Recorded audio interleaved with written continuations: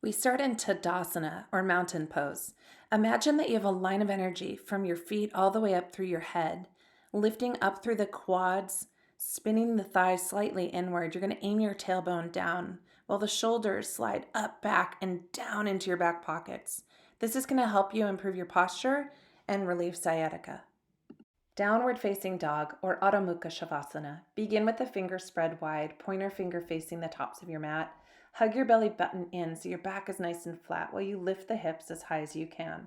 This pose helps to energize the body, meanwhile calms the brain, relieves stress, stretches through the shoulders, hamstring, calves, and arches of your feet. From downward facing dog, inhale one leg high into your three-legged dog and start to roll open the hip, thinking about stacking the hips one on top of the other, meanwhile keeping your arms lengthened and your shoulders nice and square. This is going to help to start to open up your hips. Step your foot all the way through, coming into your runner's lunge or your high lunge. Keep those shoulders sliding away from the ears while pressing those hips down towards your mat. Moving into Virabhadrasana 1 or Warrior 1, which will help to open up the hips and the chest. This also improves circulation and respiration. Spin your back foot in about 45 degrees while rising the arms up, sinking low into the hips, trying to get the front thigh 90 degrees, and extend up from the ribs, lifting high. Moving right into Virabhadrasana 2 or Warrior 2, maybe adjusting that stance so it's a little bit wider. The back foot's going to spin a little closer to 90 degrees. You're shooting flames out of your arms while you're sinking into your legs, hugging the inner thighs inward. This is a deep hip opener. It's going to strengthen your glutes, your thighs, and give you stamina.